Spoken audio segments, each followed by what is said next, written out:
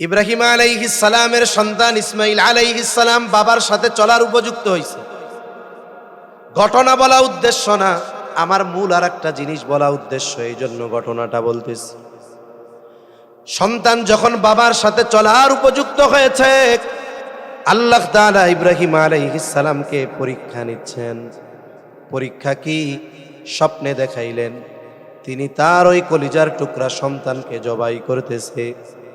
আল্লাহ তাআলা বলেন, ফালাম্মা বালাগা মাআহুস সাইয়া ক্বালা ইয়া বুনাইয়া ইন্নী আরা ফিল মানাম আন্নী আযবাহুকা ফানজুর মাযা তারা। সন্তান যখন বাবার সাথে চলার বয়সে উপনীত হয়েছে, এই সময় সাধারণত সন্তানের প্রতি মা বাবার মহব্বতটা একটু বেশি কাজ করে।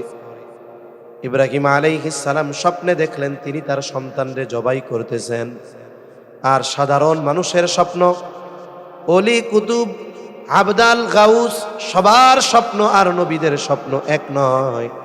কারণ আমাদের স্বপ্ন হয়তো ভালো স্বপ্ন, কিন্তু নবী রাসূলদের স্বপ্ন হলো ওহী। তার মানে ওই স্বপ্নে উনি যেটা দেখেছেন ওটা বাস্তবায়ন করার নির্দেশ যিনি দিয়েছেন তিনি কে? তার মানে আপনি জবাই করেন ছেলেরে, নির্দেশ আল্লাহর। এখন এই নির্দেশ পালন করার জন্য অনুমতি নেওয়ার দরকার আছে কারো? আল্লাহ আমারে কইছে যে তুমি সুদ খাবা না, ঘুষ খাবা না।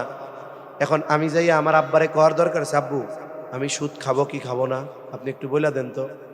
জিজ্ঞাসা করার দরকার আছে? দরকার নেই তো। তা মূলত বিষয় হলো, বুজুর্গানে দিন বলেন, অনেকে মনে করে যে পরীক্ষা তো এই জায়গায় আল্লাহ তাআলা নিচ্ছেন তার খলিল তার বন্ধুর। কয় না, পরীক্ষা শুধু খলিলুল্লাহর না, পরীক্ষা তো জবিহুল্লাহরটাও হইতেছে, ঠিক কিনা? পরীক্ষা তো এই জায়গায় দুইটা হইতেছে, বাবা ছেলে উভয়ের পরীক্ষা নেওয়া হইতেছে। বাবা পরীক্ষা নিচ্ছে, বাবার পরীক্ষা নিচ্ছে আল্লাহ। আর আল্লাহ বাবার পরীক্ষা নিচ্ছে আল্লাহ, আর বাবা নিচ্ছে তার সন্তানের পরীক্ষা। পরীক্ষা চলতেছে দুইটা।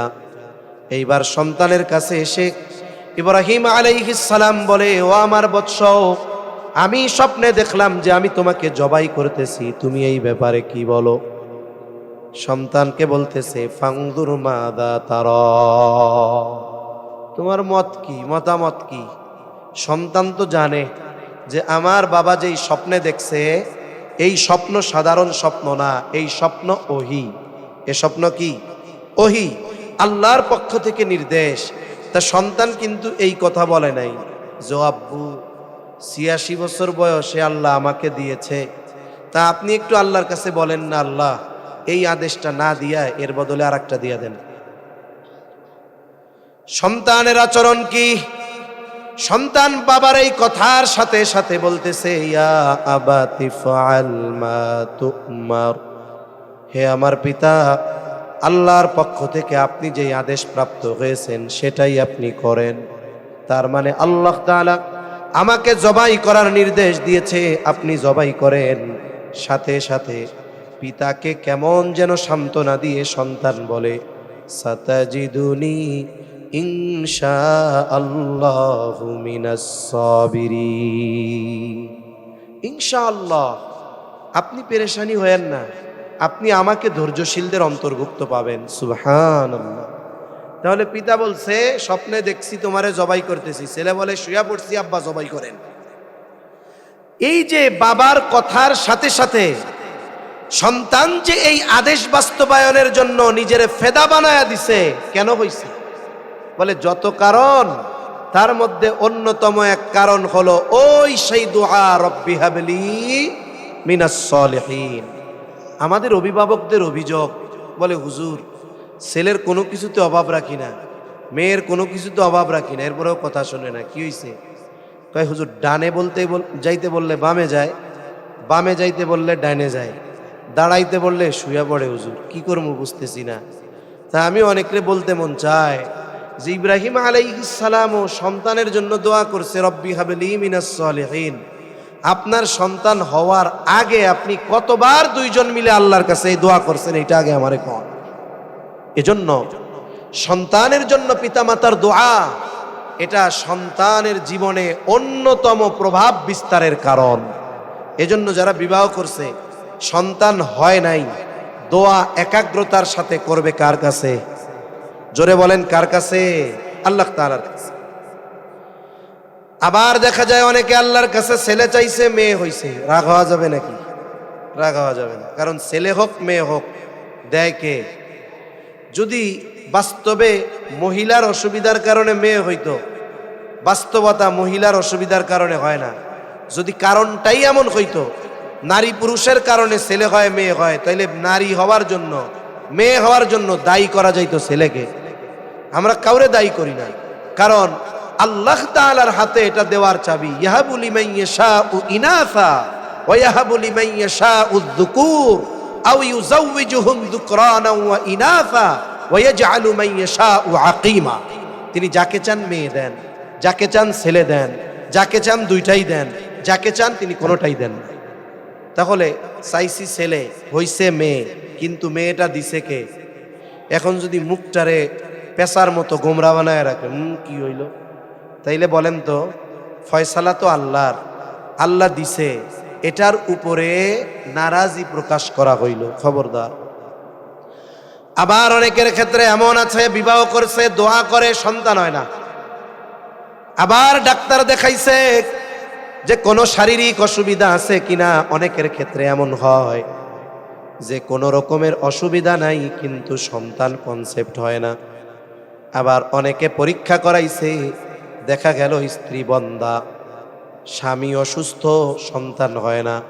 বলেন তো, যত অসুবিধা হোক না কেন, আল্লাহ তাআলা যদি চান সব অসুবিধা দূর করে সন্তান দিতে পারেন কি পারেন না? আল্লাহ পারেন, এ ক্ষমতা আল্লাহর আছে। অনেক মানুষ আছে দেশ বিদেশে পরীক্ষা করাইছে, তাদের দুইজনের মধ্যে কোনো অসুস্থতার অসুবিধা নাই, কিন্তু এরপরেও হয় না। না হওয়ার কারণ কি? কোন আল্লাহ দেয় না। না হওয়ার কারণ কি? আল্লাহ দেয় না। তবে এই অবস্থা যখন হয়, তখন মানুষ দুই দলে বিভক্ত হয়ে যায়।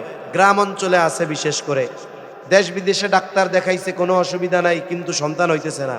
এবার কিছু লোক কয় যে শোনো, সব কিছু ডাক্তার ইঞ্জিনিয়ার দিয়া হয় না, কিছু জিনিসের জন্য ফকির কবিরাজ লাগে। বলে কি বলে না? জোরে কোন বলে কি বলে না? বলে। মনিটরের আওয়াজটা আরো ছাড়েন, মনিটরের আওয়াজটা ছাড়েন। কই সব জিনিস ডাক্তার ইঞ্জিনিয়ার দিয়া হয় না, কিছু জিনিস ফকির কবিরাজ লাগে। এক কাম করো, অমুক জায়গায় গরম সার মাজার আছে, ওইখানে যাও, এক ফকির আছে, ওনার কাছে গেলে পোলাপান হইব। নাউজুবিল্লাহ। ও যদি বিশ্বাস কইরা যায় যে ওনার কাছে গেলে পোলাপান হবে, ও ইমানটা বাড়ি রাইখা বেঈমান হইয়া ওই জায়গায় যাবে, ঠিক কিনা বলেন? এবার যাওয়ার পরে কি বলে? কয় হ্যাঁ হ্যাঁ, এই দরবারে আগে একটা গরু মানত কর, সন্তান তো হইব, গরুটা মানত কর। বলেন তো, আল্লাহ তাআলা ব্যতীত কোনো মাখলুকের নামে মানত করার সুযোগ আছে? নাই। দ্বিতীয় অপরাধ হইল। এরপরে কি বলে? কয় 13 ঘাটের পানি আনবি, 16 গাছের বড়ই পাতা আনবি, 18 গাছের ওই গোলাপের কাটা আনবি, শ্মশানের মাটি আর কবরস্থানের মাটি আনবি, এরপরে এইগুলা দিয়ে গুলায় টুলায় গোসল করাইলে তোর গোলাপান হয়ে যাইব। হোক চাই না হোক পরের কথা, দিলি তো আল্লাহ দিবে। কিন্তু বলেন তো, ও যদি বিশ্বাস করে যে এইটার কারণেই সন্তান হইছে, বলেন তো ঈমানের 12টা বেজে যাবে কি যাবে না? কিছু লোক তো পথভ্রষ্ট হয়ে ঈমান হারা হয়ে যাচ্ছে। আবার কিছু আল্লাহর বান্দা আছে, ওরা চিন্তা করে দুনিয়ার কারো যেই ক্ষমতা নাই, সেই ক্ষমতা কার?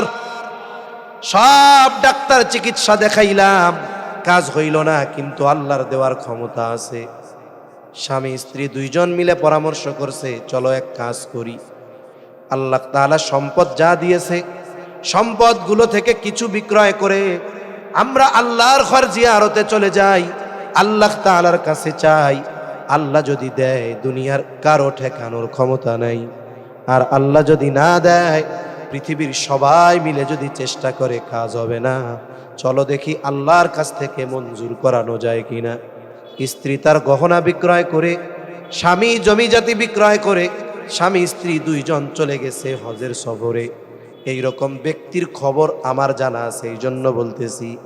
দুইজন চলে গেছে হজে। ওই জায়গায় গিয়ে যত দোয়া কবুলের স্থান আছে আর জায়গা আছে, সব জায়গায় গিয়ে একেবারে একনিষ্ঠতার সাথে আল্লাহর কাছে দোয়া করছে। কারণ কিছু জায়গা আছে, কিছু সময় আছে, এই দোয়া কবুলের স্থান আর সময়টা পৃথিবীর সব মানুষ পায় না। বলে যারা জায়গা মতো থাকে তারা পায়। যেমন হাজী সাহেব যারা 9 জিলহজ আরাফার ময়দানে ওনারা যেই সুযোগটা পায়, এটা গোটা পৃথিবীর মানুষ সবাই পায় না। আরাফার ময়দানে অবস্থান করে। আর ওই দিনের দুআর ব্যাপারে নবীজি বলেন, খায়রুদ দুআই দুআউ ইয়াউমিল আরাফা, সবচাইতে উত্তম দোয়া হলো আরাফার দিবসের দোয়া। হাদিসের মধ্যে আছে, কিছু হাদিসে আছে, মধ্যরাতের পর আল্লাহ বান্দাকে ডাকে, কার কি লাগবে বান্দা আমার কাছে চাও। আবার কিছু ফজিলতের রাত আছে, সন্ধ্যার পরে সূর্যাস্তের পরে আল্লাহ ডাকে, বান্দা কি লাগবে আমার কাছে চাও। কিন্তু আরাফার দিবসের অন্যতম ফজিলত, ওই দিন সূর্য ডুবা আর মধ্য রজনী নয়, ওই দিন গোটা দিন আল্লাহ তাআলা বলে, ও আমার বান্দা আমার কাছে কি লাগবে তোমরা চাও। শুধু তাই না, ওই বান্দাদের নিয়ে আল্লাহ ফেরেশতাদের সামনে ফখর করে, মাফ করে দেওয়ার ঘোষণা দেয়। তা ওনারা একনিষ্ঠতার সাথে আরাফা, মিনা, মুজদালিফা বা জাবালে রহমত সহ বাইতুল্লাহর যত জায়গা আছে গিলাফ ধইরা ধইরা কান্না করছে আর দোয়া করছে। দোয়া কবুল হয়ে গেছে। হজ থেকে ফিরে আসছে, 1 বছর ভুলতে পারে নাই। আল্লাহ তাআলা উভয়ের কোল জুড়ে চক্ষু শীতল করা সন্তান দান করেছে। তাহলে যদি কোনো কিছু অসুবিধা না থাকে, তারপরেও হয় না, কিন্তু দেওয়ার ক্ষমতা আছে কার? ফকির কবিরাজের কাছে গিয়ে সন্তান পাইলাম না এক জিনিস, ওই সন্তান পাওয়ার আশায় ঈমান হারানো যাবে না। এখন বলেন, যদি কেউ অসুস্থতা প্রমাণিত হয় যে হ্যাঁ এই পুরুষ অক্ষম, এই নারী সন্তান জন্ম দিতে অক্ষম, বন্ধা, বলেন তো এই রকম অক্ষম আর বন্ধাকেও সন্তান দেওয়ার ক্ষমতা আল্লাহর আছে না নাই? আছে। তবে ইয়াকিন ঠিক থাকতে হবে। অসুস্থতাকে আল্লাহ দূর করে দিতে পারে, ইয়াকিন ঠিক থাকতে হবে। হযরত জাকারিয়া আলাইহিস সালাম, কোরআন থেকে ঘটনাটা শুনাই। হযরত জাকারিয়া আলাইহিস সালাম দাড়ি পেকে গেছে, চুল পেকে গেছে, ওনার স্ত্রীও বন্ধা, উনি মোটামুটি নিশ্চিত স্বাভাবিক নিজাম যেটা সন্তান হবে না। কিন্তু এক ঘটনা ওনার হৃদয়ের অবস্থাকে একটু পরিবর্তন করে দিয়েছে। ঘটনা হলো মারিয়াম আলাইহিস সালাম, উনি যখন মূলত মায়ের গর্ভে, তখন ওনার মা মানত করছে, আল্লাহ আমার যেই সন্তান, একে আমি বাইতুল মুকাদ্দাসের খেদমতের জন্য আপনার নামে এরে মানত করলাম, আপনার জন্য দিয়ে দিব। ও বাইতুল মুকাদ্দাসে ইবাদত বন্দেগী করবে আর আপনার ঘরের খেদমত করবে, বিবাহ শাদী কিছুই দিব না। মুফাসসিরিনে কিরাম বলেন, ওই সময়টাতে বাইতুল মুকাদ্দাসের খাদেম হিসাবে কোনো নারীকে নেওয়া হইতো না। তা উনি মানত করছে কি, যেই সন্তান দুনিয়ায় আসবে আপনার নামে মানত করলাম, এরে আমি একবারে ওয়াকফ করে দিব, বিবাহ শাদী কিছু দিব না। এখন উনি মূলত এই জায়গায় কৌশলে আল্লাহ তাআলার কাছে ছেলে চেয়েছে। মানতটা করছে কি, মসজিদে দিয়ে দিব। মসজিদে দিতে হইলে শর্ত কি, ছেলে হতে হবে। তার মানে উনি ছেলে মুখ দিয়া বলে নাই ঠিক, কিন্তু চাইছে ছেলে। এখন হইছে তো মেয়ে, হওয়ার পরে হায় হায় হইল কি এটা? আল্লাহ জানায় দেন, এটা তো সাধারণ মেয়ের মতো মেয়ে নয়। তুমি যে বিবাহ দিবা না, আমার জন্য মানত করছো, তোমারটাও ঠিক থাকবে, আমি আল্লাহ এর দ্বারা এমন কিছু করাবো, আমার এক মহা কুদরতের বহির প্রকাশ আমি এর দ্বারা ঘটাবো। সুবহানাল্লাহ। এখন মানত তো করছে, যেহেতু কি করা যাবে? ওনার বাবা ইমরান, উনি ছিলেন বাইতুল মুকাদ্দাসের ইমাম। উনি মারা যাওয়ার পর বাইতুল মুকাদ্দাসের ইমাম হইছেন ওনার খালু জাকারিয়া আলাইহিস সালাম। এখন যেহেতু সাবেক ইমামের মেয়ে আর মা মানত করছে, মানতের সময় নির্দিষ্টভাবে বলে নাই যে ছেলে হইলে দিমু। যেহেতু এখন মানত করছে, আবার ইমাম সাহেবও ওনার খালু, তাইলে পরিবারের লোকজন আছে, ওনারা পরামর্শ করলেন ঠিক আছে, তাইলে ওনার যেই মানত এটা পূরণের ব্যবস্থা করা যায়। সে তো শিশু, লালন পালন কে করবে? লটারি দেওয়া শুরু হয়েছে। যে কয়বার লটারি দেয় প্রত্যেকবার নাম আসছে খালু জাকারিয়া আলাইহিস সালামের। ওনারাও চাইছে যেন এমন হয়, আবার সবাই চাইছে যে আমি দায়িত্ব নেই, কিন্তু ওনারা চাইছে জাকারিয়া আলাইহিস সালাম হলে ভালো হয়। এবার জাকারিয়া আলাইহিস সালামের নাম লটারিতে, এবার উনি লালন পালনের জিম্মাদার। আস্তে আস্তে উনি বড় হয়েছেন। যখন বড় হয়েছেন, ওনার জন্য মসজিদের পাশে একটা রুম বানায় দেওয়া। উনি দিনভর ওই জায়গায় ইবাদত করে, আর রাতের বেলায় খালার কাছে সময় কাটায়, অতিবাহিত করে। দিনের বেলায় ওইখানে, রাতের বেলায় খালার বাসায়। আর সকল তদারকির দায়িত্ব হযরত জাকারিয়া আলাইহিস সালামের। এবার উনি আস্তে আস্তে প্রাপ্তবয়স্কা হইলেন। তাফসীরের মধ্যে আসছে 13 অথবা 15 বছর বয়স ওনার হয়েছে। আর আহাদ্দুল বুলুগ, বালেগ হওয়ার সর্বশেষ সময়সীমা 15 বছর। কয় বছর? জোরে বলেন না, কয় বছর? ইংরেজি হিসাবে না, চন্দ্র হিসাবে 15 বছর। তাইলে ইংরেজি হিসাবে ওই 14.5 বছরের কাছাকাছি হয়, ঠিক না? কিন্তু আমাদের দেশের এক আইন, আমি এক জায়গায় লেখা দেখছি, এমনি তো আছে, লেখাটা হলো এইরকম, কক্সবাজার ইনানি সি বিচে এক জায়গায় লেখা বিশাল আকারে, 18 বছরের আগে সবাই শিশু। 18 বছরের আগে সবাই শিশু। কিন্তু বলেন তো ইসলাম কি বলে? 15 বছর চন্দ্র হিসাবে হয়ে যাবার পর, এর আগেও হতে পারে, এটা হলো শেষ সীমা। এরপরে কোনো আলামত যদি না পাওয়া যায়, বালেগ হওয়ার কিছু আলামত আছে না, পুরুষেরও আছে নারীরও আছে। এখন পুরুষেরও কোনো আলামত দেখা যায় নাই, নারীরও কোনো আলামত দেখা যায় নাই, বয়স 15 পার হয়ে গেছে। বলেন তো তাকে নাবালক আর নাবালিকা বলার কোনো সুযোগ নাই। স্বাভাবিকভাবে আলামত প্রকাশ পেয়ে যায় এই বয়সের আগে। এখন উনারও আলামত প্রকাশ পাইছে। এখন উনি পবিত্রতার জন্য গোসল করতে গেছেন, এক জায়গায় পর্দা নাড়াইছেন। আচ্ছা, আমার একটু কথা জেনে আসছিল, এটা বলা দরকার। এই যে 18 বছরের আগে সবাই শিশু, এই স্লোগানের দ্বারা কি হয় জানেন? কিশোর অপরাধ আমাদের সমাজে সময়ের সাথে সাথে বাড়তেছে না কমতেছে? বাড়তেছে। গতকাল আমার প্রোগ্রাম ছিল নোয়াখালী। নোয়াখালী থেকে প্রোগ্রাম শেষ করে আসার পথে সোনারগাঁও মোগরাপাড়ার আগে আমাদেরকে ডাকাত ধরছে। ডাকাত, একটা জ্যাম লাগছে, ওরা রোডের পাশে ওত পেতে থাকে। যখনই গাড়ি একটু স্লো হয় বা কোনো কারণে জ্যাম লাগে, সাথে সাথে ওরা রামদাও লাঠি টাঠি নিয়ে চলে আসে।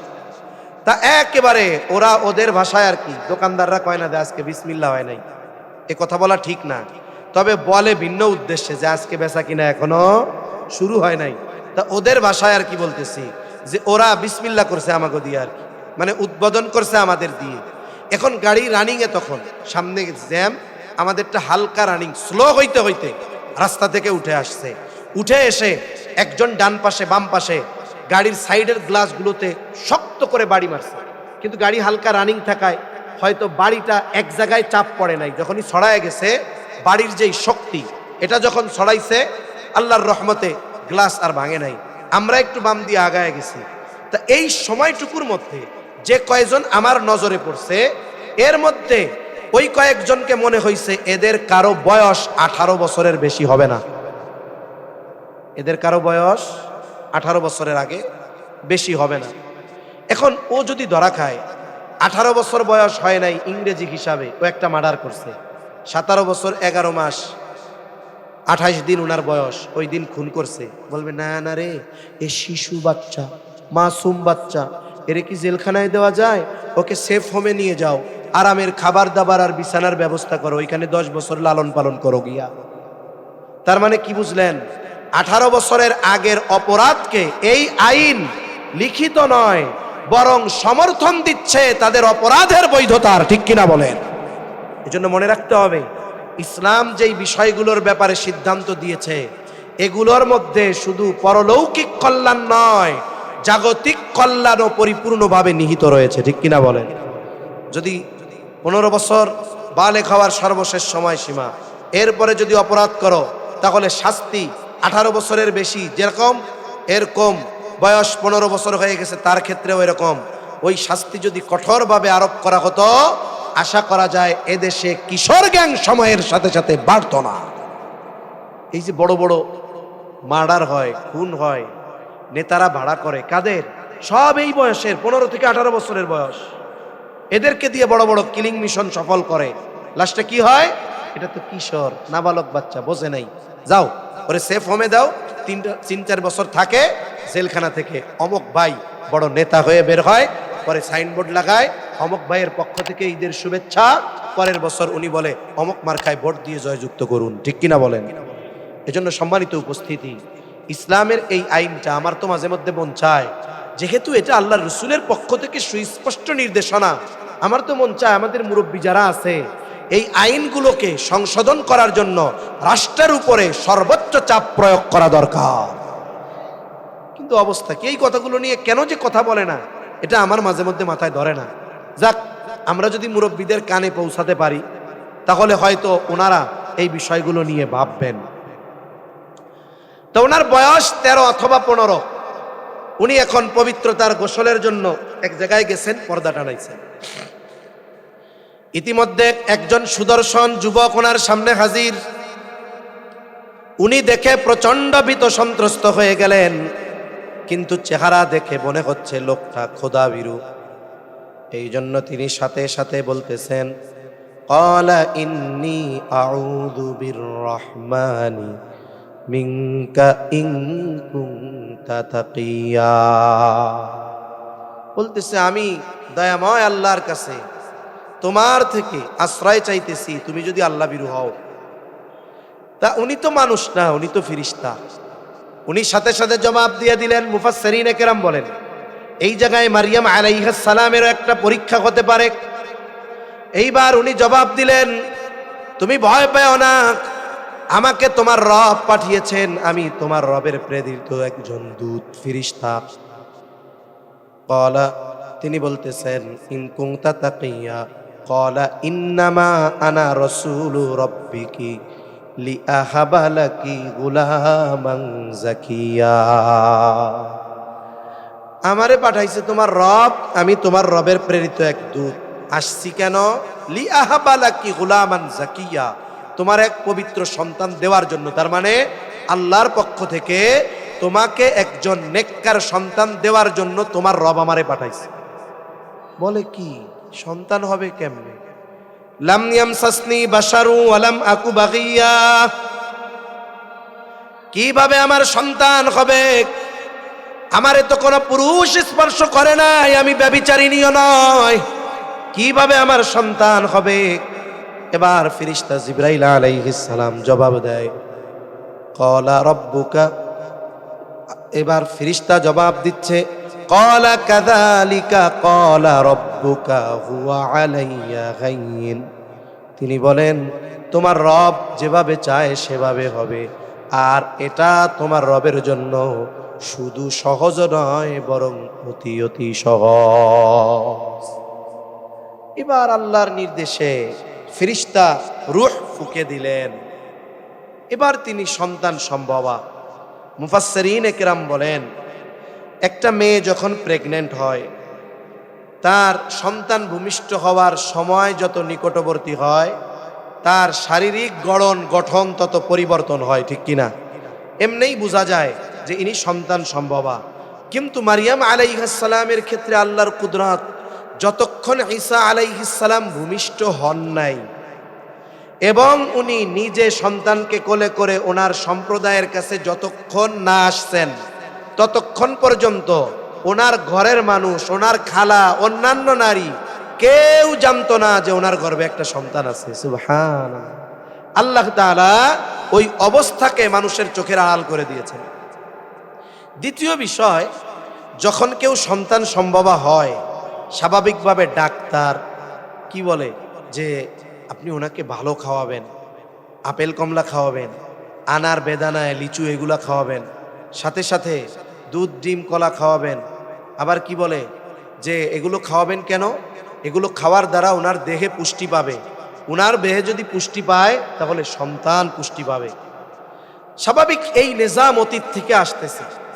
কিন্তু মারিয়াম আলাইহিস সালাম যে সন্তান সম্ভবা, ওনার খালু জানে না, খালা জানে না, কেউ জানে না, কিন্তু জানে কে?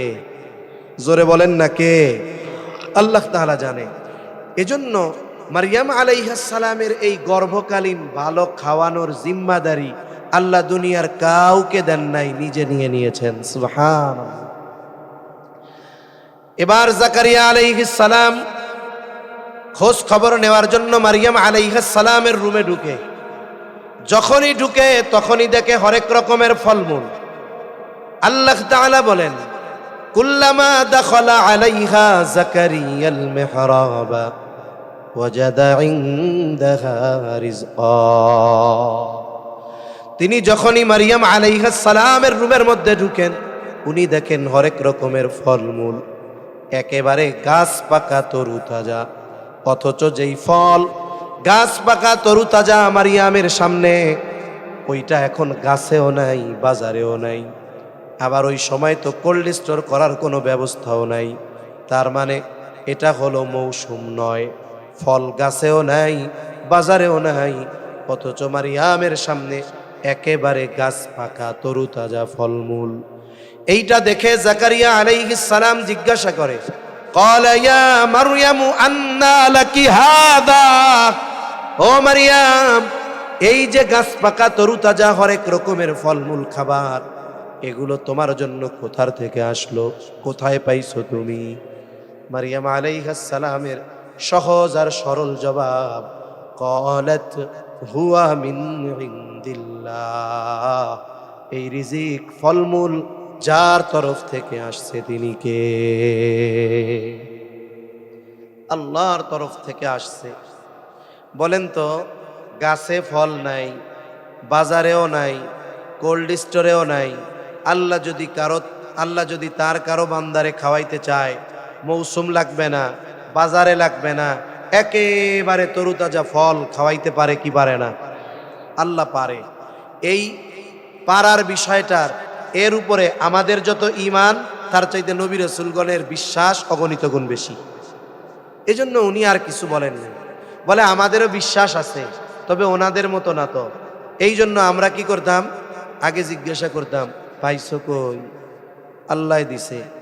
এইবার লাঠি হাতে নিয়ে কইতাম, তোরে আল্লাহ দিছে বুঝলাম, তুই পাইলি কই আগে এটা গো? ঠিক না? আল্লাহ তো দিছে, তা দুনিয়ার কে দিয়া গেল তোরে, পাইলি কোথায়? কিন্তু জাকারিয়া আলাইহিস সালাম আর কিছু জিজ্ঞাসা করেন নাই। উনি বলছে, ক্বালাত হুয়া মিন ইনদিল্লাহ। এই ফলমূল রিজিক যা দেখেন সব কার তরফ থেকে আসছে? জোরে কোন? আল্লাহর তরফ থেকে আসছে। উনি আর কোনো প্রশ্ন করেন নাই। তবে চিন্তা একটা আসছে দিলের মধ্যে। কি চিন্তা? উনি তো চিন্তা করছে, আমি বুড়া হয়ে গেছি, দাড়ি চুল সব পেকে গেছে, শাইখুন কাবীর হয়ে গেছি, আবার আমার স্ত্রীও বন্ধা, আমাদের সন্তান হবে না, এটা স্বাভাবিক নিজাম। কিন্তু গাছে ফল নাই, বাজারে নাই, স্টক করা নাই, তরুতাজা গাছ পাকা, কেমন যেন গাছ থেকে পাকা ফল ছিঁড়ে আনছে, আল্লাহ মারিয়ামরে খাওয়াইতেছে। তাইলে আমি বৃদ্ধ, আমার স্ত্রী বন্ধা, তাতে কি? আল্লাহ চাইলে সন্তান হতে পারে কি পারে না? এবার উনি ওই জায়গায় দোয়া করছে, হুনালিকা দাআ জাকারিয়া রাব্বা ক্বালা রাব্বি হাবলি মিন লাদুনকা যুররিয়াতান তাইয়্যিবা ইন্নাকা সামিউদ দুআ। জাকারিয়া আলাইহিস সালাম দোয়া করছে ওই রুমের মধ্যে, ওই জায়গায়, ও রব, আপনি আমাকে একটা পবিত্র সন্তান দেন। রব্বি হাবলি মিন লাদুনকা যুররিয়াতান তাইয়্যিবা, আপনি আপনার পক্ষ থেকে আমারে একটা পবিত্র সন্তান দেন। দোয়া করছে, বলে দোয়া কবুলের যতগুলো শর্ত, এর মধ্যে অন্যতম একটি শর্ত হলো একাগ্রতা আর একনিষ্ঠতা। একেবারে ইখলাসের সাথে, একনিষ্ঠতার সাথে দোয়া করা। অনেকে দোয়া করে দেখবেন, রব্বানা যালামনা আনফুসানা ওয়া ইল্লাম তাগফির লানা ওয়া তারহামনা লানাকুনান্না মিনাল খাসিরিন। দোয়া করছে, আল্লাহ আপনি আমার এইটা দেন। এবার পাশে আরেকজন, এই ওটা তুই সরাও তো, আল্লাহ এবার আমার এইটা দেন। এবার আরেকজন, এই মিয়া সরাইতে যান, রব্বানা আতিনা ফিদ দুনিয়া। এখন বলেন তো, এই যে দোয়া করতেছে, দোয়ার মধ্যে একাগ্রতা আছে। দোয়া নিয়ে তামাশাও করে আমাদের দেশে। অনলাইনে বেগম খালেদা জিয়ার জন্য দোয়া করে এক পাগলা, এর নাম হলো সিদ্দিক। ও এক সময় দেখি শেখ মুজিবের জন্য দোয়া করে, আর এক সময় হাসিনার জন্য করে, আর এক সময় এখন দেখতেছি খালেদা জিয়ার জন্য করে। কন্ত ও যে কোয়ালিটিতে দোয়া করে, ওই দোয়া ও না, সারা পৃথিবীর সারা মানুষ যদি ওই পদ্ধতিতে দোয়া করে, ও দোয়া ওই জবান যদ্দূর যাবে এর উপরে আর উঠবে না। ঠিক কিনা বলেন? দোয়া কবুলের অন্যতম শর্ত হলো একাগ্রতা, একনিষ্ঠতার সাথে দোয়া করা, মানে দিলের সাথে হট কানেকশন হয়ে যায়। তাই জাকারিয়া আলাইহিস সালাম দোয়া করছেন, এমনিই তো পয়গম্বর, আর অবস্থা যখন ওইটা একেবারে যথাযথভাবে একটার সাথে একটার কানেক্টিভিটি এমন হইছে যে উনি ওই দোয়া কইরা গিয়া নামাজে দাঁড়াইছে, আর আল্লাহ তাআলা ফেরেশতার মাধ্যমে সন্তানের সুসংবাদ পাঠায়া দিয়েছে। এবার উনি গিয়া নামাজে দাঁড়াইছেন, আল্লাহ তাআলা বলেন ফানাদাতুহুল মালাইকাতু ওয়া হুয়া কাইমুন ইউসাল্লি ফিল মিহরাব।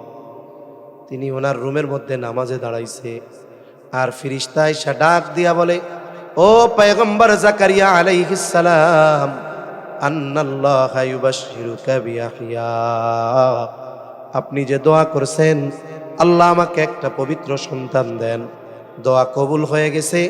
আল্লাহর পক্ষ থেকে ওই পবিত্র সন্তানের সুসংবাদ নেন। শুধু তাই না, ওই সন্তানের সুসংবাদ শুধু নয়, বরং ওই সন্তানের নাম আল্লাহ তাআলা রেখে দিয়েছেন ইয়াহইয়া। তাহলে বলেন তো, যেই বৃদ্ধ বার্ধক্যে চুল দাড়ি পেকে যাওয়া জাকারিয়া আলাইহিস সালাম, আবার ওনার স্ত্রী বন্ধা, ওই রকম দম্পতিকে যদি আল্লাহ সন্তান দিতে পারে, দুনিয়ার ডাক্তার টেস্ট করার পরে বলছে আপনি অক্ষম, আপনার স্ত্রী অক্ষম, বন্ধা, বলেন তো আল্লাহ যদি চায় দোয়ার মাধ্যমে বন্ধাত্ব আর অক্ষমতাকে দূর করে সন্তান দিতে পারে কি পারে না? যাই হোক, মূল বিষয়টা ছিল দোয়া। সন্তান তারবিয়াতের অন্যতম একটি অংশ হলো দোয়া। তাহলে দুইটা পাইলাম, এক নাম্বার নেককার বিবি, দুই নাম্বার দোয়া। কেন? বলে পিতা মাতার দোয়া সন্তানের জন্য এটা এমন এক জিনিস, এটা কঠিন এক জিনিস। বলে সবার দোয়া বিফলে যেতে পারে, কিন্তু মা বাবার সন্তানের জন্য করা দোয়া আল্লাহ তাআলা বিফলে দেন না। এই জন্য অনেক সময় অনেকের সন্তান আছে, এই সন্তান যদি একটু অন্যায় অপরাধ করে, অনেকে কি করে? বদদোয়া করে। খবরদার, রাগ হইয়াও নেক দোয়া করবেন। সন্তান উল্টাপাল্টা করছে, কয় আয় তোর মরা মুখ যেন আমি আর না দেখি, এ দোয়া করেন কেন? আপনি রাগ হইয়া দোয়া করতে পারেন না, আল্লাহ যেন তোরে বাইজিদ বুস্তামি বানায় দেয়। হ্যাঁ, ওইটা কঠিন মনে হইতেছে, তাহলে দোয়া করেন যে আল্লাহ যেন তোরে সুলতানুল ওয়াইজিন খালেদ সাইফুল্লাহ আইয়ুবীর মতো বানায় দেয়। ঠিক কিনা বলেন? এই দোয়া করেন আল্লাহ তাআলা যেন তোরে মহিউস সুন্নাহ মাহমুদুল হাসান সাহেবের মতো বানায় দেয়। কেন এই দোয়া না কইরা এই দোয়া করেন কেন যে তোর মরা মুখ যেন না দেখি, আমি মইরা গেলে তুই আমারে মাটি দিতে আইবি না? এ কোন ধরনের দোয়া? খবরদার, কোনো অবস্থাতেই সন্তানের জন্য অকল্যাণকর দোয়া আমরা করব না। আর সন্তানের জন্য দোয়া শুরু হবে কোন সময়? কয় বিয়া করার আগ থেকে। বিবাহ করবে এরপর থেকে। সন্তান হয় নাই, দোয়া চলবে। সন্তান হইছে, চলতে থাকবে। আরে আপনি খুনখুনে বুড়া, সন্তানেরও চুলদাড়ি পাইকা গেছে, তখনও দোয়া চলবে কি চলবে না? জোরে বলেন। দোয়া করবে। সন্তানের জীবনের অন্যতম প্রভাব বিস্তার করে এই মা বাবার দোয়া। এই দুইটা বিষয়। এরপরে সন্তানের বাকি তারবিয়াত, এটা একটু বড় হবার পর। এবার সন্তান দুনিয়ায় ভূমিষ্ঠ হলো, নেক বিবি পাইছেন, একেবারে নেক সন্তান চাই আল্লাহর কাছে। পয়গম্বর আলাইহিমুস সালামের মতো দোয়াও করছেন। সন্তান দুনিয়ায় আসার পর সন্তানের কিছু হুকুক আছে, হক আছে। যেমন সন্তান দুনিয়ায় আসার পর ডান কানে আজান, বাম কানে ইকামত, এটা সন্তানের একটা হক। এখন পুরুষ ওইখানে নাই, বলে নারী সে আজান আর ইকামতের শব্দগুলো তার কানে পৌঁছায়া দিবে। বুজুর্গানে দিন বলেন, দুনিয়ার কোনো আওয়াজ আর কলহ তার কানে পৌঁছানোর আগে আল্লাহ তাআলার বড়ত্বের কথা তার কানে পৌঁছায়া দিতে হবে। আর আমাদের দেশে অনেক মানুষ এখন এইটাও বুঝে না। পোলা হইছে টাঙ্গাইল মেডিকেল কলেজে, পোলার বাপ থাকে সৌদি আরব, পোলার দাদার বাড়ি হলো সিরাজগঞ্জ।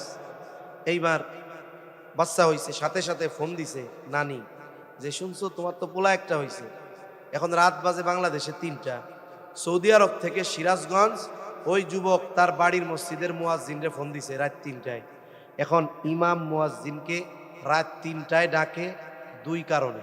কয় কারণে বলে না, কয় কারণে? একটা হলো অন্যায় করে ধরা খাইছে, হুজুর বিয়াটা পড়াই দিতে হইবে, ঠিক কিনা? ২টা হলো কেউ মারা গেছে, এই জন্য ফোন দইরাই কয় ভাই কে মরছে, কে মরছে? কয় কেউ মরে নাই রে, আমার একটা ছেলে হয়েছে, একটু আজান দিয়া দে। এখন এই মুয়াজ্জিন যদি চিন্তা করে প্রবাসী মানুষ ২০০০ টাকা হাদিয়াও দিব কইছে, রাত ৩টায় যদি মাইকে আজান দেয় টাকা ২০০০ পাবে, মাগার চাকরি থাকবে না। আর এটা তো সঠিক পদ্ধতিও না। তাই কিছু মানুষ এখনো বোঝে না, বাচ্চা হয় এক জায়গায়, খবর দেয় এক জায়গায়, আজান দেয় এক জায়গায়, কানে ডান কানে আজান, বাম কানে ইকামত। এরপরে ৭ দিনের দিন কি করবে? বলে তার আকিকা করবে, একটা নাম রাখবে, এমন নাম যেটা তার ধর্মীয় পরিচয় বহন করে। কিন্তু আমাদের দেশে নাম রাখে, নামটা কি গন্ত? কয় আব্দুর রহমান টনি। আব্দুর রহমান ভালো নাম, ডাক নাম হইল টনি, সবাই টনি নামে চেনে। এখন সমস্যা কি? আব্দুর রহমান নাম চুরি হয়ে যাবে, এই জন্য লুকায় রাখছে। অথচ ডাক নামটা ভালো রাখা দরকার ছিল, ঠিক কিনা বলেন? টনি একটা নাম, এটা মুসলমান, হিন্দু, বৌদ্ধ, খ্রিস্টান, পুরুষ, নারী, হিজড়া সবার নাম আছে। আফসোসের ব্যাপারে কারো নাম যদি থাকে, আমি আল্লাহর হস্তে মাপ চাই, কুকুরের নামও টনি আছে। তাহলে কি এক জঘন্য নাম! কিছু মানুষ কুকুরের নাম ওইটা রাখে। তাহলে এমন নাম রাখছেন কেন? আপনি ইমানদার, নাম বলার সাথে সাথে বোঝা যাবে যে না এই লোকটা মুসলমান। এরপরে আরো কিছু বিষয় আছে, ওইগুলো থাকলো। সন্তান তারবিয়াতের জন্য সন্তান দুনিয়ায় আসার পরে 4টা বিষয় সবচাইতে গুরুত্বপূর্ণ। কয়টা বিষয় জোরে বলেন? সন্তান দুনিয়ায় আসার আগে 2টা, সন্তান দুনিয়ায় আসার পরে 4টা। কয়টা জোরে বলেন? কয়টা? 4টা।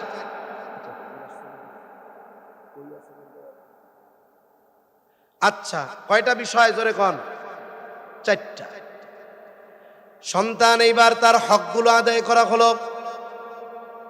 সন্তান এবার আস্তে আস্তে বড় হচ্ছে, সুন্দর নাম রাখছেন, সব ঠিক আছে। এবার আস্তে আস্তে বড় হচ্ছে, এইবার তাকে সর্বপ্রথম শেখাতে হবে ঈমান।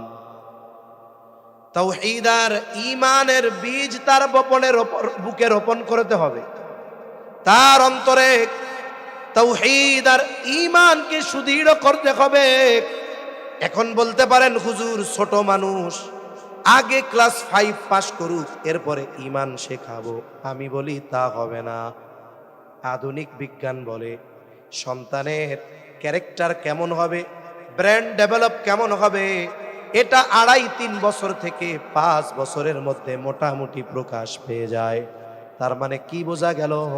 আমার আপনার সন্তানকে এই 2.5-3 বছর থেকেই ঈমান আর তাওহীদের ব্যাপারে শিক্ষা দেওয়া লাগবে।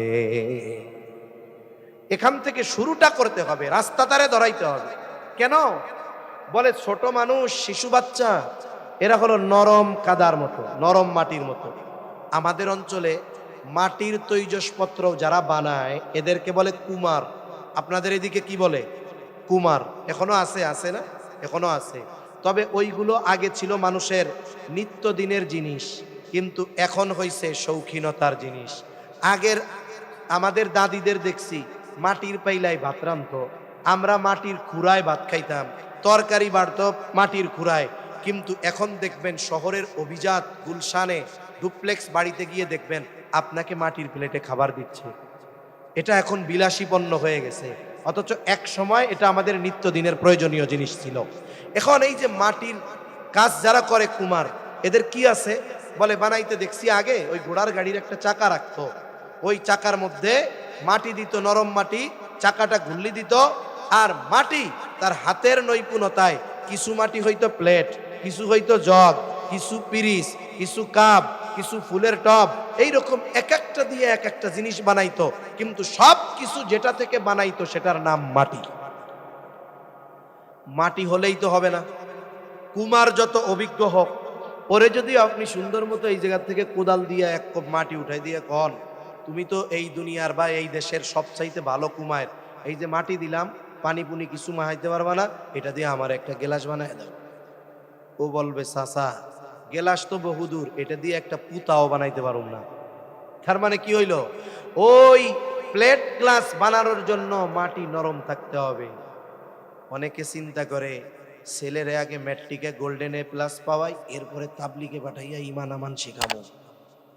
অনেকে চিন্তা করে ছেলেরে আগে ম্যাট্রিক আইয়া পাস করাই, অনেকে চিন্তা করে না ছেলেটারে আগে কোনো মতে লেখাপড়া করাইয়া অনার্স পাস করাই, এরপরে তো সুযোগ থাকবে তিন চিল্লাই দিয়ে আল্লাহর ওলি বানায় ফেলবো।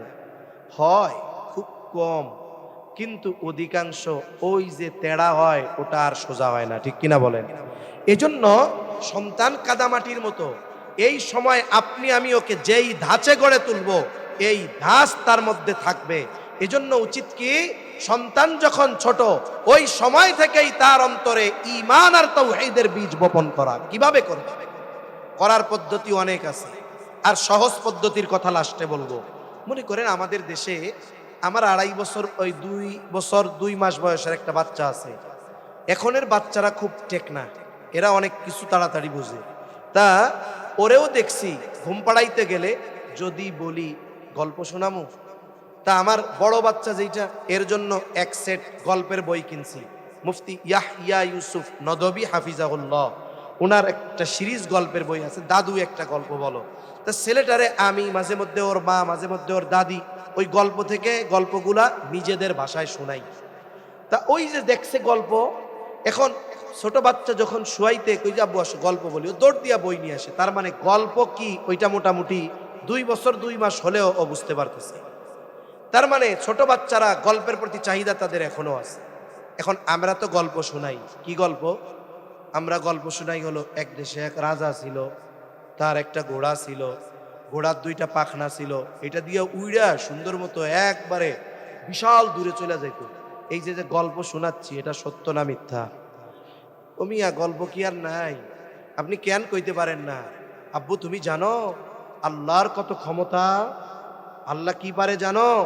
আল্লাহ তাআলা তোমার আমার নবীজিকে বাইতুল্লাহ থেকে নিয়ে মসজিদুল আকসা, অনেক দূর, ওই সময় হাইটা যাইতে মাসের পর মাস লাগতো। তুমি জানো আল্লাহ তাআলা একটা প্রাণী, ওইটার নাম বোরাক, ওইটার উপরে উঠাইয়া একেবারে একটু মুহূর্তের ভিতরে এত দূর থেকে উড়াইয়া বাইতুল মুকাদ্দাস মসজিদে নিয়ে গেছে। এখানে আপনি তারা কি শিখাইতেন? 1 নাম্বার, আপনি তাকে মেরাজের উপরে তার ঈমান আসতো। 2 নাম্বার, আল্লাহর ঘরের পরিচয় পাইতো। 3 নাম্বার, বাইতুল মুকাদ্দাসের পরিচয় পাইতো। 4 নাম্বার, আল্লাহর ক্ষমতার ব্যাপারে তার জানা হয়ে যাইতো, ঠিক কিনা বলেন? এই ধরনের কথাগুলো, গল্পগুলো আমরা আমাদের ভাষায় যদি বাচ্চাদের শোনাই, তাহলে ওদের অন্তরে আল্লাহর পরিচয় ঢুকবে, ঈমান ঢুকবে, তাওহীদ ঢুকবে, ঠিক কিনা বলেন? এজন্য গল্প এগুলোর মাধ্যমে আমরা তাদেরকে ঈমান শেখাতে পারি। 2 নাম্বার, এবার আপনি তার উত্তম আখলাকের উপরে গড়ে তুলতে হবে। সন্তানটার চরিত্র গঠনের অন্যতম ভূমিকা হলো মা। এখন আপনি চান আপনার ছোট ছেলেটা যেন ছোট থাকতেই সালাম দেওয়ায় অভ্যস্ত হয়। আপনার 2 বছরের বাচ্চা, 3 বছরের বাচ্চা, ও সালাম দেয় না। আপনি যদি তারে লাঠি নিয়ে বলেন ওই সালাম দেস না কে, ও মায়ের খাইয়া কান্না করবে কিন্তু সালাম দিবে না। ওকে শেখাতে হবে অনুকরণ প্রিয় বাচ্চারা, ওরা দেখে দেখে শিখে। এই যে অনেক সময় অনেক মানুষ আছে মাদ্রাসার হিতাকাঙ্ক্ষী শুভাকাঙ্ক্ষী সবাই, কিন্তু কিছু মানুষের মাদ্রাসার ব্যাপারে নামাজ কালাম পড়ে, হজও করছে, মসজিদের সভাপতি, এক মাদ্রাসার সেক্রেটারি, এরপরে কবরস্থানের কেশিয়ার, এরপরেও মাদ্রাসা আর ওলামায়ে কেরামের প্রতি বিদ্বেষ আছে। এমন লোক আছে না নাই? খালি দোষ খুঁজে, কেমনে দোষ পাওয়া যায়। এখন এই মাদ্রাসার নুরানির ছাত্র ছোট্ট একটা, ওর বয়স 5 বছর 6 বছর, ও সামনে দিয়া লাফাইতে লাফাইতে বাড়ি যাইতেছে। ঘটনাক্রমে ওই যে চুলকানি যারা আছে মাদ্রাসার ব্যাপারে, ওই লোকের সামনে পড়ে গেছে। ছোট বাচ্চা তো সালাম কালাম দেয় নাই, খেয়াল করে নাই। এইবার ওই লোক কয় পাইছি সুযোগ আজকে, ওই হুজুর খাড়াও, কোন মাদ্রাসায় পড়ো? এই তো বোয়ালি মাদ্রাসায় পড়ি। সালাম দিলা না কেন? কত বড় স্পর্ধা! হ্যাঁ, হুজুররা কিছু শেখায় নাই? এইবার সুন্দর মতো পরে দইরা নিয়ে হুজুরের কাছে নিয়ে আসছে। নুরানির হুজুর বিচার দিছে, লাফায় লাফায় চলে, আদব লেহাজ কি শেখান নাই। এরপরে একটু গরম গরম কথা কইছে, তা হুজুর একটু রাগ হইছে, বাচ্চারা একটু শাস্তিও দিছে যে কালকে থেকে যদি দেখা হয় মুরব্বীর সাথে সালাম দিবা অবশ্যই। এখন ও পরের দিন যদি ওনার সাথে দেখা হয়, ও ওই যে মায়ের ভয়ে সালাম দিবে কি দিবে না? দিবে, সালাম দিবে, আসসালামু আলাইকুম। অর্থ কি? আপনার উপরে রহমত বর্ষিত হোক, কিন্তু মনে মনে কিন্তু এটা কবে না, মনে মনে করবে বুড়া কালকে ভুলে সালাম দেই নাই, তুই আমারে মাইডা খাওয়াইছস। দেখা হইছে আসসালামু আলাইকুম, আর মনে মনে করবে আল্লাহ যেন তাড়াতাড়ি মরে। মুখে কি কইছে আসসালামু আলাইকুম, মায়ের খাইয়া কিন্তু সালাম ঠিকই দিস, কিন্তু মনে মনে কি কইছে, তাহলে একটা দাওয়াত পাবো। উনি যদি ওই কাজটা না করে, বাচ্চাদের আদব কিভাবে শেখাতে হয় আমি বলতেছি আর কি, উনি যদি এই কাজ না করে, ছোট বাচ্চা লাফায় লাফায় যাচ্ছে, মাদ্রাসায় তো ওরে পড়াইছে যে বড়দের সালাম দিবা, কিন্তু ছোট মন তো স্বাধীন চেত্তভাবে চলতেছে। এখন মুরব্বী দাঁড়া করাইয়া হাসি মুখে যদি সালাম দিত, তাহলে বলেলেন দাঁড়াও আসসালামু আলাইকুম, কেমন আছো? ও দেখতেন লাফানি থামাইয়া সালামটা উত্তর দিয়া ওয়ালাইকুম আসসালাম রাহমাতুল্লাহ, আলহামদুলিল্লাহ ভালো। এবার কাছে মুসু করতো, আর ইস সালামটা আমার দেওয়ার দরকার ছিল রে, কাকা আগে দিয়ে দিল, কাজটা ভালো হইল না। পরের দিন আবার দেখা হয়েছে, আবার আপনি সালাম দিচ্ছেন, একদিন, 2 দিন, 3 দিন দিছেন সালাম, 4 দিন দিছেন সালাম, 7 দিন দিছেন সালাম, কিন্তু ও দিতে পারতেছে না। এইবার বিকালবেলা একদিন এই জায়গায় ব্যাডমিন্টন খেলতেছে, আরও দেখে যে ওই চাচা ওই জায়গা দিয়ে যাইতেছে গেটের ফাঁক দিয়া, ও দেখবেন ব্যাট বুট রাইখা দৌড় দিয়ে চাচার সামনে যায় বলবে কাকা আসসালামু আলাইকুম, ভালো আছেন? এখন আপনি বলেন, আপনি তো বিচার দিয়া মায়ের খাওয়াইয়াও সালাম পাইছিলেন, আর সালাম দিয়েও সালাম পাইছেন, বলেন তো 2 সালামের মধ্যে তফাত আছে না নাই? আকাশ জমিন তফাত। এজন্য বাচ্চাদের আদব শেখাতে হয় নিজে আদবওয়ালা হয়ে। এখন আমি যেটা করব এটার প্রভাব বাচ্চার মধ্যে পড়বে। আপনি ঘরে ঢুকতে সালাম দেন, দেখবেন কয়দিন পরে ও আপনারে সালাম দিবে, ঘর থেকে বাইরে করে বলবে তুমি আবার কলিং বেল দাও, আমি আগে সালাম দিব। এবার আপনি কলিং বেল দিবেন, দরজা খুলবে, ও সালাম দিবে, এরপরে ঘরে ঢুকতে দিবে। এই যে শিক্ষাটা, এটা কি মাইরা শেখানো যাবে? পিটায় শেখানো যাবে? যাবে না। এটা আমাদের আচরণের দ্বারা সন্তানের উত্তম আখলাক গড়ে তুলতে হবে, এটা ঘরের লোক করবে। 3 নাম্বার, বলে ইলম অর্জন করাতে হবে। অভিভাবকের উপরে ওই জিনিসটা ফরজ, যতটুকু দিন মুসলমান নরনারীর জন্য শেখা ফরজ, বলে বাপ শিখবে ওনার সন্তানদেরকে ওই পরিমাণ দিন শেখাবে, ওনার জন্য শেখা ফরজ, সন্তানের জন্য শেখানো ফরজ। এখন শুধু ইলম অর্জন করলে হবে? এখন সন্তান যখন বড় হয় আমল করাতে হবে না? এখন নামাজ ফরজ শিখাইছে, নামাজ পড়াইতে হবে না? নবীজি বলেন তোমরা তোমাদের সন্তানদের বয়স যখন 7, নামাজের জন্য তাগিদ দাও, 10 বছর হইছে নামাজ না পড়লে প্রহার করো, শাস্তি দাও, সাথে সাথে বিছানাটা আলাদা করে দাও। শাস্তি দেওয়া মানে কি? শাস্তি দেওয়া মানেই যে শুধু পিটানো তা না, আপনি অনেকভাবে তাকে শাস্তি দিতে পারেন।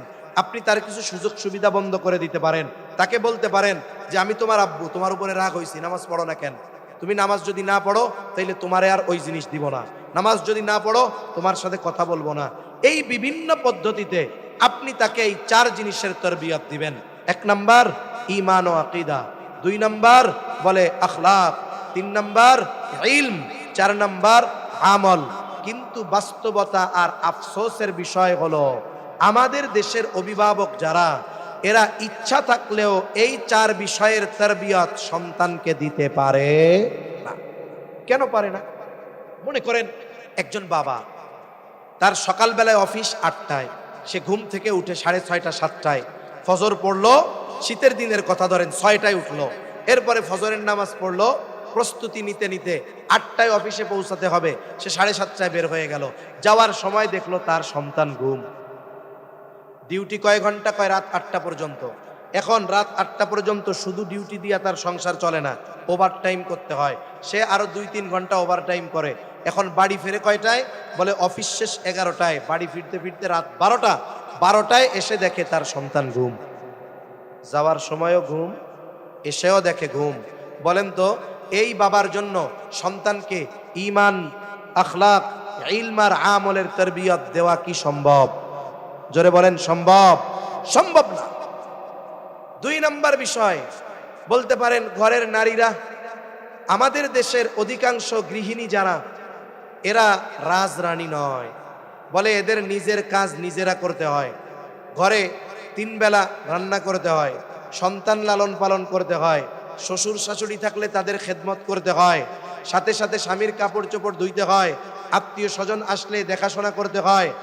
এমন অবস্থা যে ঘরের কাজ গুছিয়ে নারী ঠিকমতো তার 5 ওয়াক্ত নামাজ আদায় করা টাইম মতো, এটা তার জন্য কঠিন। যে নিজে নামাজ ঠিকমতো পড়তে পারতেছে না 5 ওয়াক্ত, বলেন তো তার দ্বারা তার সন্তানকে ঈমান, তার দ্বারা তার সন্তানকে আখলাক, ইলম আর আমলের তরবিয়ত দেওয়া কি সম্ভব? অথচ অভিভাবকের জন্য এই 4 বিষয়ের তরবিয়ত, এই 4 বিষয়ের আলোকে সন্তানকে গড়ে তোলা অভিভাবকের জন্য ফরজ।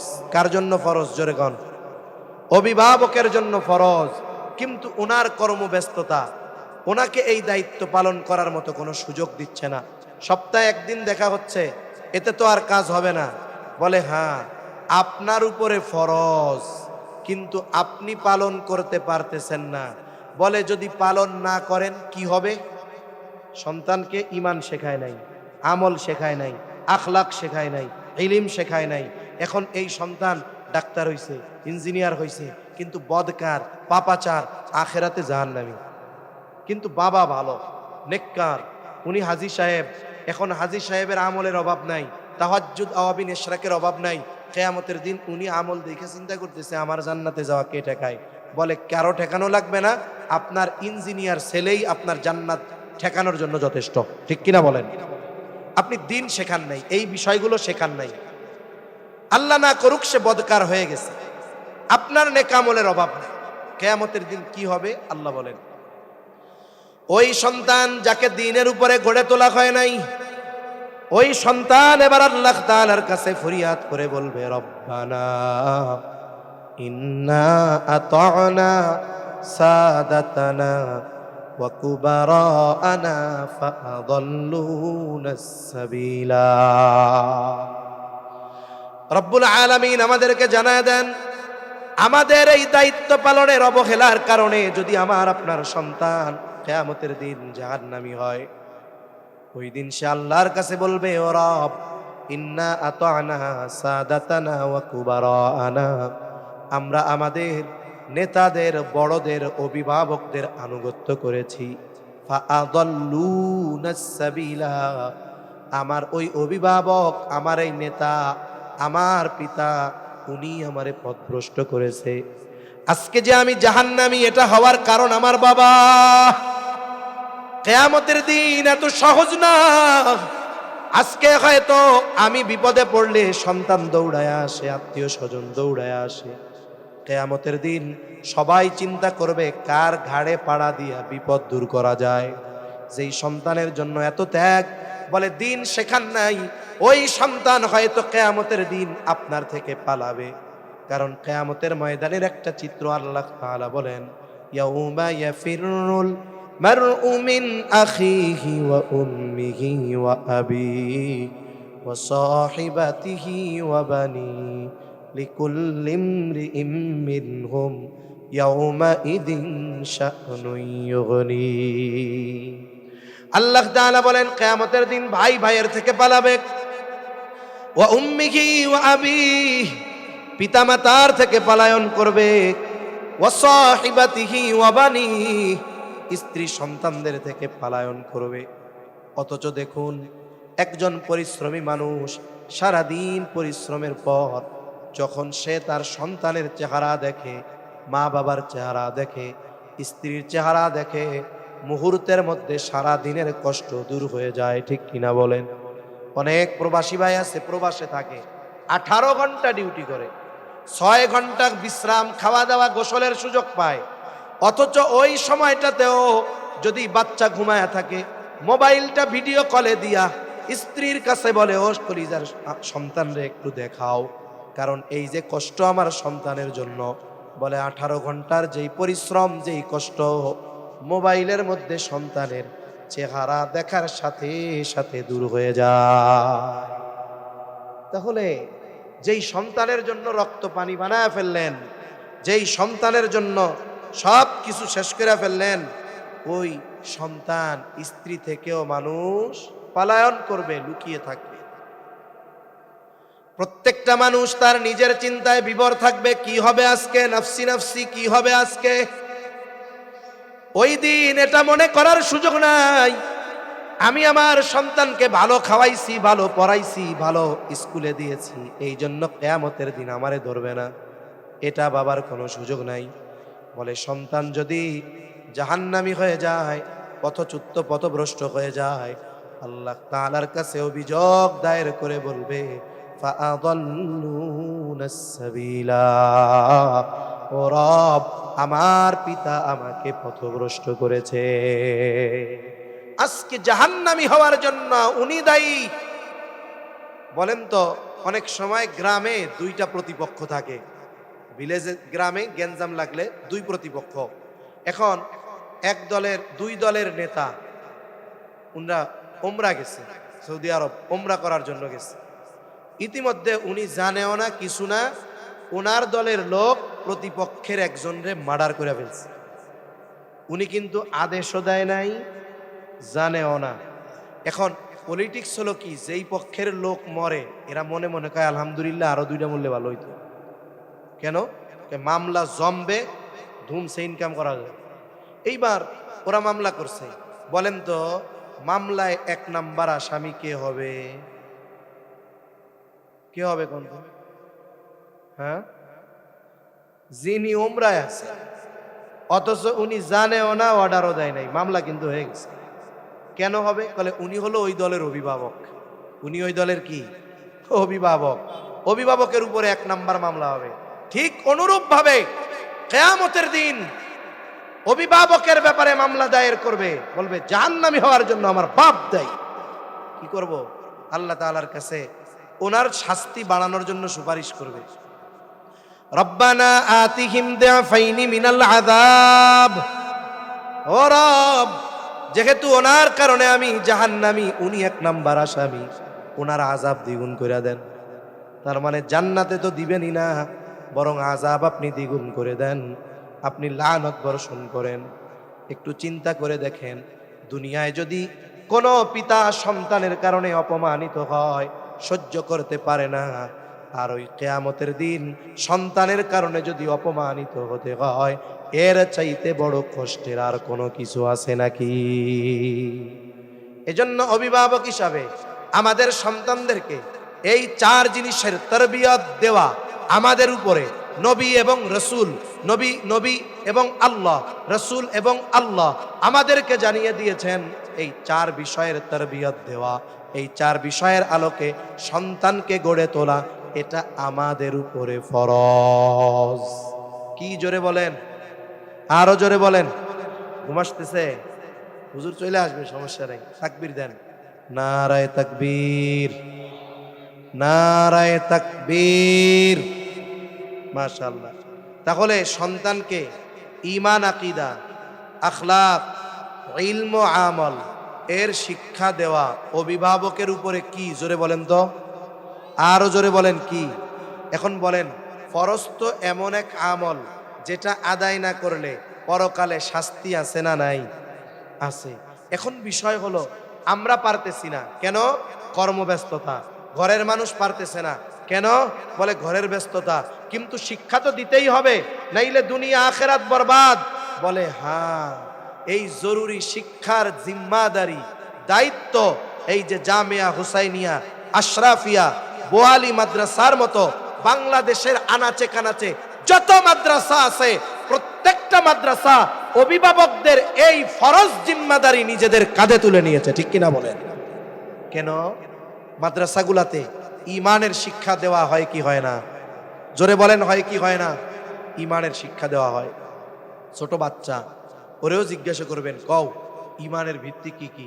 ও দেখবেন কালে ঈমানে মুফাসসাল বলে দিছে, আমানতু বিল্লাহ ওয়া মালাইকাতিহি ওয়া কুতুবিহি ওয়া রুসুলিহি ওয়াল ইয়াউমিল আখিরি ওয়াল কদরি খাইরিহি ওয়া শাররিহি মিনাল্লাহি তাআলা ওয়াল বা'সি বা'দাল মাউত বলে দিবে। তার মানে কি, যে এই মাদ্রাসায় ঈমানের শিক্ষা দেওয়া হয়, এই মাদ্রাসায় একত্ববাদের শিক্ষা দেওয়া হয়, যে মনে রাখবা আল্লাহর সাথে কোনো কিছুর শিরিক করবা না, তাওহীদের শিক্ষা দেওয়া হয়। এরপরে এই মাদ্রাসায় আখলাকের শিক্ষা দেওয়া হয়। ওস্তাদরা শিক্ষা দেয় বড়দের সালাম কালাম দিবা, কিভাবে সালাম দিবা, কিভাবে খাবা, কিভাবে মসজিদে ঢুকবা, কিভাবে রাস্তায় চলবা, কিভাবে মা বাবার সাথে আচরণ করবা, এই বিষয়গুলো মাদ্রাসায় শিক্ষা দেওয়া হয় কি হয় না? আমানতদারিতা, সত্যবাদিতা, ন্যায়পরায়ণতা, সব কিছুর শিক্ষা মাদ্রাসার মধ্যে দেওয়া হয়। 3 নাম্বার বলে ইলম, কয় এটা তো ইলমের মার্কাজ, কোরআন হাদিসের ইলম তো এখান থেকে সে অর্জন করে। বলে শুধু শেখে তা নয়, শুধু শিখলে তো হবে না, এখন এর উপরে আমল করাতে হবে। বলে কোনো অসুবিধা নাই, আপনি চিন্তা করেন না, ইলম শেখানোর সাথে সাথে ওই ইলমের উপরে আমল এই মাদ্রাসাগুলোতে শেখানো হয় কি হয় না? জবান খুলে বলেন। তাহলে এই দায়িত্বগুলো ছিল অভিভাবকের, এই দায়িত্বগুলো ছিল আমাদের, অথচ দায়িত্বগুলো কাঁধে নিয়েছে মাদ্রাসাওয়ালারা। এই মাদ্রাসাওয়ালারা এই দায়িত্ব কাঁধে নিয়ে আমাদেরকে বাঁচায়া দিছে, নাইলে আমাদের সামাজিক পরিস্থিতি যেটা, আমাদের সন্তানদের দিন শেখানোর কোনো উপায় ছিল না। এখন আমরা কি করব? বলে আপনি যদি ইমানদার হন, আল্লাহর নির্দেশ, আপনাকে জাহান্নাম থেকে বাঁচতে হবে, অধীনস্থদেরকে বাঁচাতে হবে। এখন বাঁচাবেন কেমনে? দিন শেখানোর মাধ্যমে। আপনি দিন মানতেছেন, অধীনস্থদেরকে মানাইবেন কেমনে, শেখাইবেন কেমনে?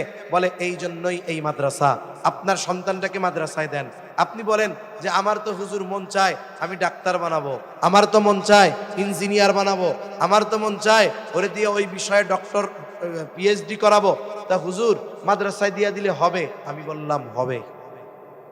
আপনার সন্তানকে প্রাইমারি শিক্ষাগুলো দেন মাদ্রাসায়।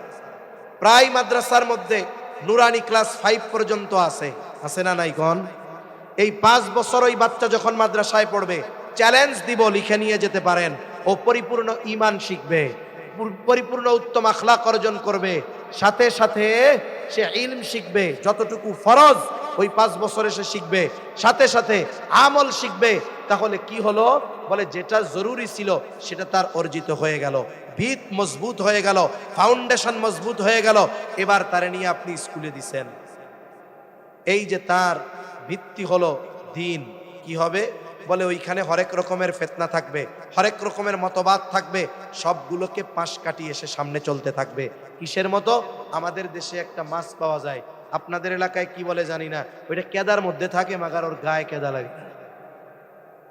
কি মাছ? বাইন মাছ। কেদার মধ্যে থাকে কিন্তু গায়ে কাদা লাগে না, ওরে উঠাবেন দেখবেন ওর গায়ে কোনো কাদা নাই। বলে আপনার ছেলে পাপের মধ্যে যাবে, ইঞ্জিনিয়ার হইতে হবে, মাদ্রাসায় তো সিলেবাস নাই, দিছেন স্কুলে ইঞ্জিনিয়ার হতে হবে, বুয়েটে দিছেন, চুয়েট রুয়েট কুয়েটে দিছেন, ইউনিভার্সিটিতে দিছেন, বলে ও জায়গা তো সব কাদা। বলে আপনি তো আপনার ছেলেরে ওই নুরানি মাদ্রাসায় দিয়া কি মাছ জানি বাইম মাছ বানায়া দিছেন, ওই নোংরার মধ্যে দিয়ে চলবে, ওই নোংরা গায়ে লাগবে না, শিরিকর গায়ে লাগবে না, ব্যভিচারর গায়ে লাগবে না, অশ্লীলতা গায়ে লাগবে না, ও ওই অবস্থায় ওর গন্তব্যে পৌঁছায়া যাবে। ঠিক কিনা বলেন? এখন ও ডাক্তার হয়ে গেল, ও ইঞ্জিনিয়ার হয়ে গেল। আমি বলি ও শুধু ডাক্তার না, ওর নামের আগে আরেকটা ডিগ্রি আছে, দিনদার ডাক্তার। ঠিক কিনা বলেন? ইঞ্জিনিয়ার শুধু ইঞ্জিনিয়ার না, নামের আগে আরেকটা পদবি আছে, কি বলে? দিনদার ইঞ্জিনিয়ার। তাহলে লাভ কি? বলে দেখবেন ও দিনদার হওয়ার কারণে ওই যে দিন শিখছিল ওর প্রভাব তার মধ্যে আছে। ও এইবার চেম্বারে যখন বসবে, ডাক্তার নামের আগে ডয়াকার দিয়ে একটা দুইটা শূন্য দেয় না? এটা দিয়ে তো ডাক্তারও হয়, ডাকাইতও হয়। তার মানে বুঝায় যে ভাই ভেতরে যিনি আছেন তিনি ডাক্তারও হতে পারে, ডাকাইতও হতে পারে। উনি যদি ডাক্তার না হয়ে ডাকাইত হয় তাইলে কাজ সারা। আপনি গেছেন এমনি দেখানোর জন্য, কিচ্ছু হয় নাই, ভয় লাগতেছে। যে অভিজ্ঞ ডাক্তার ও মোটামুটি রোগীর নার্ভ টার পরীক্ষা, চোখ জিহ্বা দেখে বলতে পারে যে স্বাভাবিকভাবে এনার কোনো রোগ নাই। তা উনি ওনার চোখ দেখছে, জিহ্বা দেখছে, নার্ভ পরীক্ষা করছে, প্রেসার দেখছে, ডায়াবেটিস আছে নাই, তা বলতে তা কোনো রোগ তো নাই। এখন চিন্তা করে এই কাস্টমার কি 500 নিয়ে ছেড়ে দেওয়া যাইব? হ্যাঁ, ভিজিট 500 নিয়ে ছেড়ে দেওয়া যাবে? কয় আমারে ডায়াগনস্টিক সেন্টার একটা রুম দিছে, এসি লাগায়া দিছে, ডেকোরেশন করে দিছে, এদের কিছু হক আছে না? এবার লেখছে 10,000 টাকার টেস্ট, কিন্তু ও জানে এই রোগীর কিচ্ছু হয় নাই।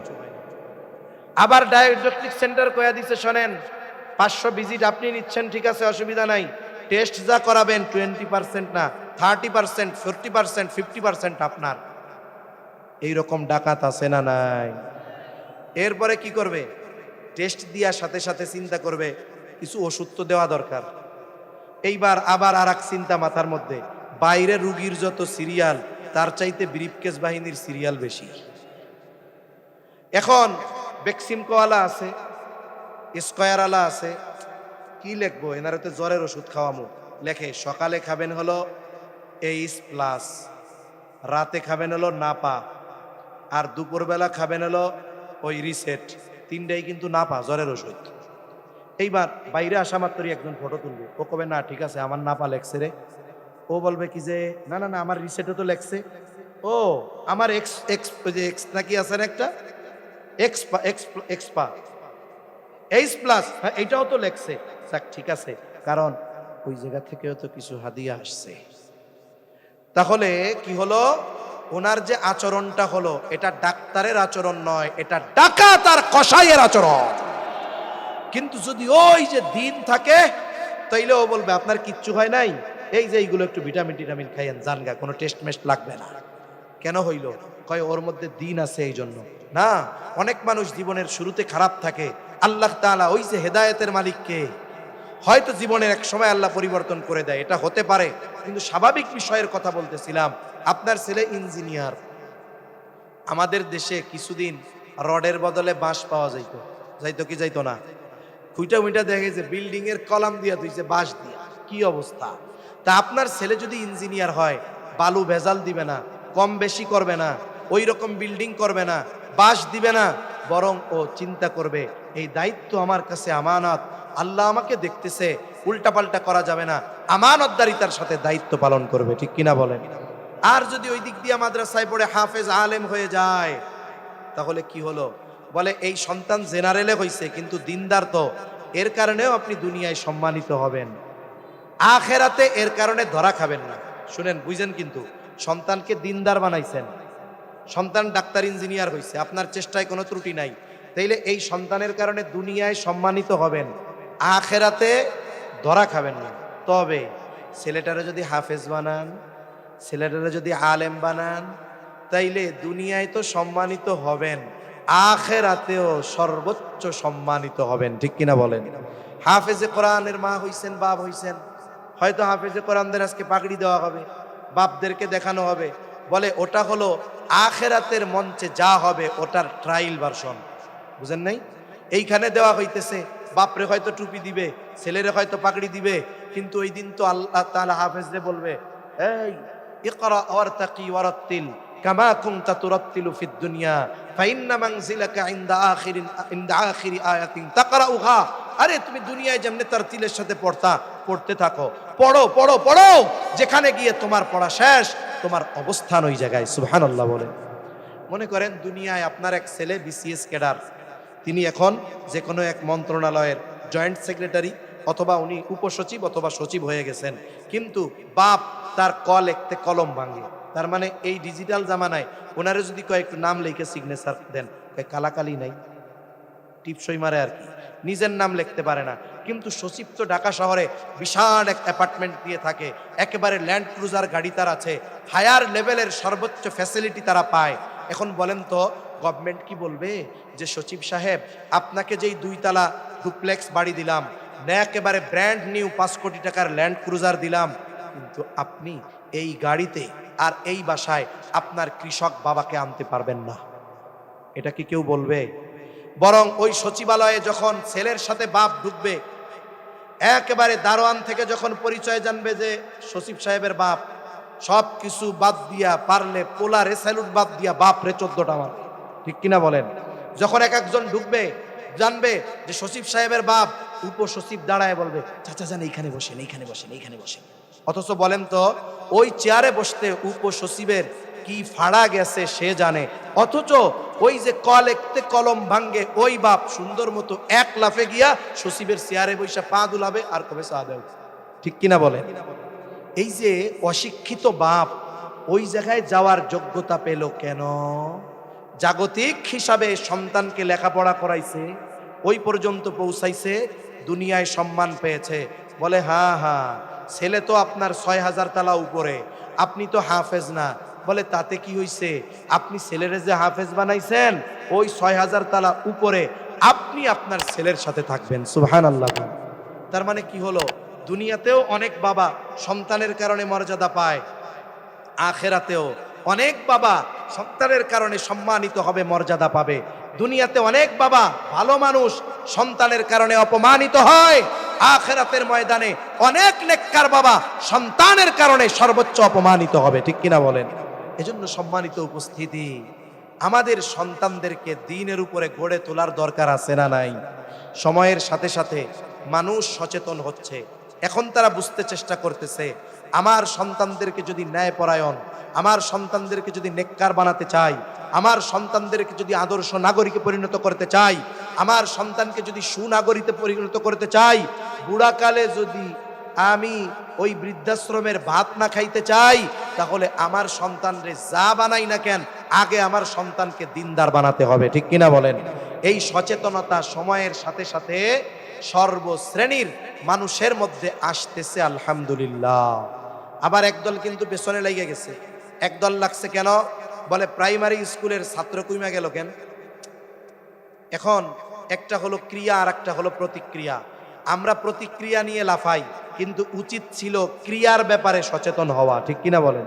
এই যে আবুল সরকার জেলখানায় গেছে, আবুল সরকারের পক্ষে যারা দাঁড়াইছে তাদের দাওয়া দেওয়া হয়েছে, এটা হলো প্রতিক্রিয়া। এটা কি জোরে বলেন? প্রতিক্রিয়া। আর এই প্রতিক্রিয়ার উপরে সিদ্ধান্ত নেওয়া এটা বুদ্ধিমান লোকদের কাজ না। এই প্রতিক্রিয়াকে সামনে রেখে বলতেছে যারা দাওয়া দিছে তাদের ধরতে হবে। আমি বলি ও মিয়া, ক্রিয়াটা তো ছিল আল্লাহকে বকা দেওয়া, নাউজুবিল্লাহ। এই বক্তব্যের মধ্যে আল্লাহর ব্যাপারে এমন অশালীন, এমন খারাপ খারাপ বিশ্রী কথা বলা আছে যে যার ন্যূনতম ঈমান আছে সেও প্রতিক্রিয়া প্রদর্শন না করে বসে থাকতে পারবে। এখন এই দরকার ছিল যে গালি দিল কে, ওরে সাইজ কর। গালি যে দিছে তার পক্ষে কারা, ওইগুলারে জেলে ভর। দরকার কি এটা ছিল না বলেন তো? কিন্তু কি হলো? বলে প্রতিক্রিয়ার উপরে সিদ্ধান্ত নিচ্ছে, এটা বোকামি। এখন বলতেছে যে কিরে, প্রাইমারি স্কুলে আগে তো আমরা ভাঙ্গা টিনের ঘরে পড়ছি, আমাদের চারদিক খোলা থাকতো, বেঞ্চগুলো ফাঁকা জায়গায় থাকতো, উপরে টিনের ঘর, আইসা দেখতাম প্রস্তাব করে রাখছে বিড়ালে বাদুরে, মুসা টুসা এরপরে বসা লাগতো। ফ্যান ট্যান এগুলো তো কল্পনাতীত ছিল। এখনকার প্রাইমারি স্কুল কত বড় সুন্দর বিল্ডিং, ফ্যান লাগায়া দেওয়া, অনেক জায়গায় দুপুরে খাওয়ায়, অনেক জায়গায় টিফিন দেয়, বই ফ্রি দেয়, উল্টো আরো টাকা পয়সা দেয়। কিরে, এরপরেও স্কুলগুলো কেন ছাত্র কমতেছে? কয় কি এর জন্য হুজুররা আর ব্যাঙের ছাতার মতো গজিয়ে ওঠা মাদ্রাসাগুলো দায়ী।